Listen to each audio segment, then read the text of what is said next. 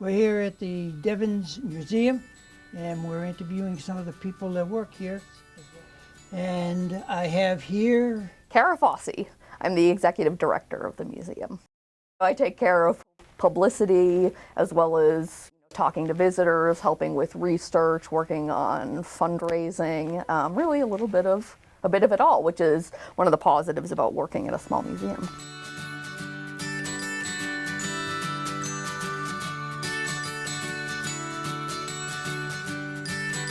This is going to be my 11th year.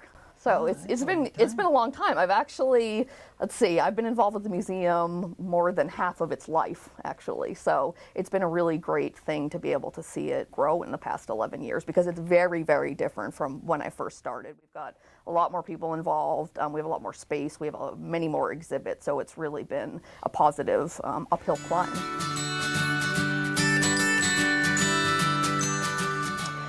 Devens was named after General Charles Devens, who was a brigadier general during the Civil War. He was from Massachusetts. So that's where they took the name from. I guess there was some talk about originally naming this Camp Willard instead. Simon Willard was, in colonial times, a guy who was granted a whole bunch of land that included this area and Groton and Devens. But because he was a British colonizer, they decided not to do that. So they went with General Devens from the Civil War instead.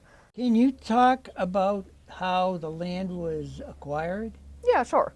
So originally the War Department was looking to put up these training camps once the U.S. decided that it would be involved in World War I. They were looking for a place in Massachusetts.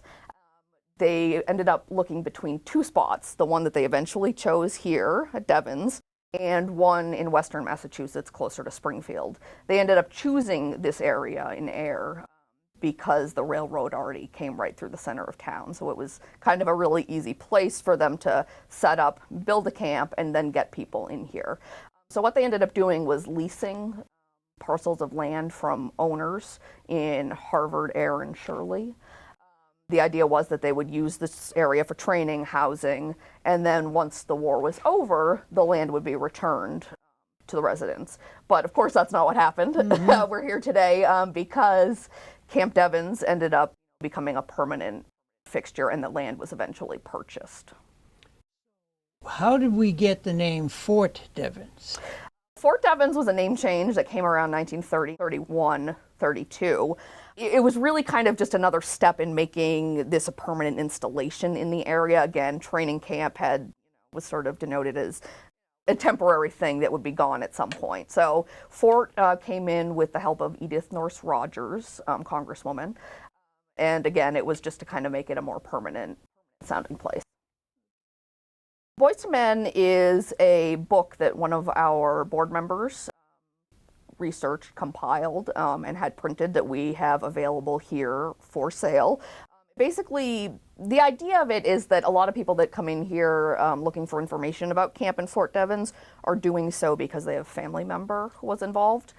This book kind of follows almost like the daily life of soldiers here at Devens, starting in World War I, and then how the camp progressed as far as building goes, up until about World War II. So that's the time period it covers, but again, it's kind of to give a glimpse of just what life was like for the ordinary soldier here. Yeah, that's funny, because just before we started talking, a woman came in and she started looking for information about her father, who was in Vietnam, and so I talked with her, and since I was at Vietnam, and she showed me some patches, and I explained to her what the patches meant, as well as he was an RA soldier, which is regular Army, and that he volunteered as opposed to a draft. Right. So that was interesting. So then we have the Water for Soldiers program. What is that? Water for Soldiers was actually a book that was published recently from sort of old memoirs or writings from a woman in Shirley. It's a project that the Shirley Historical Society took on, and we helped a little bit with supplying some photographs and also doing some publicity. So basically, it tells this great story, this great true story of this family in Shirley during World War I that really opened their homes to the soldiers that were stationed in training here at Camp Devens. They would allow soldiers into their home for drinks of water, which is where the title comes from. But they also were able to take just leisure time. They could talk, they could play games, they would have meals, that kind of thing. It's a nice local story about how the Army interacted with the local towns in the area.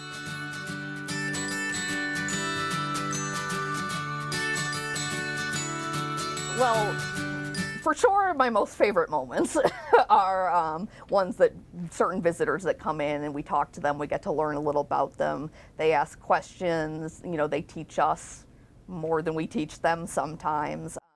We had a World War II veteran come in a few years ago, and he lived in southern New Hampshire, so he wasn't terribly far away, but he had not been back to Devens since he was discharged after World War II. So it had been a long time, and part of the reason for that was he was drafted, he didn't like his time in the Army, he didn't want to fight, he was homesick, and so he didn't have great memories associated with it.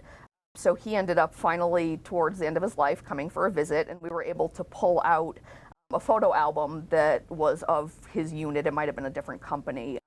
And actually one of the uniforms in our museum was one of his fellow companymen's who he remembers. So, he made a lot of great connections. So after he left that day, I thought the most surprising thing that happened was he ended up coming back.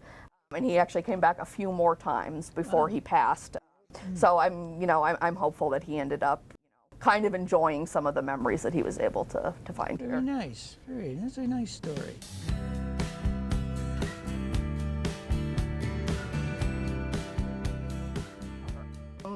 We just had the 100th anniversary of the 1918 influenza epidemic, which a lot of historians say the strain that was really hitting people hard kind of originated or came into the United States via Boston.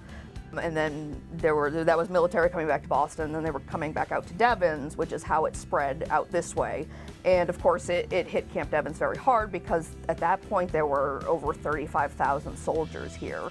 So there were a lot of people living in close quarters, and it kind of flew through, the division that was stationed here. There were about 35%, I think, of people on Devens became ill. The hospitals were overwhelmed. They had to make makeshift morgues out of barracks. There were some doctors and nurses that died here while taking care of the soldiers. It was really kind of a hard thing. We've got some letters and some diaries that talk about the time a little bit, and it really must have been terribly scary. We just dedicated an influenza memorial actually down here at Devens, down by the flagpole at Rogers Field. We unveiled that just last month, but that's sort of in honor of the soldiers, but also the other men and women, healthcare, people that died here as well. How many people in total? It was very hard to come up with an actual number, which we've seen it fluctuate here and there, but our numbers basically came out to around 821 enlisted men. And then there were also, again, some healthcare professionals and officers and that sort of thing. So that's about the number we go to. It's probably a little under 1,000. So which display here at the museum do you think is the best? All right, well, it's hard to pick a favorite, so I'm not going to exactly. But I will say, the objects in the museum that I like the best are the ones that are very personal. We've got a quilt in here, which is behind me. Yeah.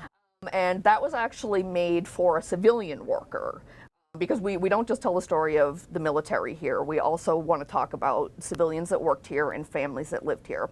So this quilt was made for a civilian upon her retirement here, which I believe was in the early 90s. And you can see that, a lot of people signed it, people that she worked with, soldiers that were here. And there's also some pictures of buildings on Devens and that kind of thing. So again, it's a unique personal item that is just, belongs right here in the museum and kind of tells a story, about some of the people who were involved here. Similarly, diaries and letters are some of the things that give us, I think, the best insights of what people felt when they were here.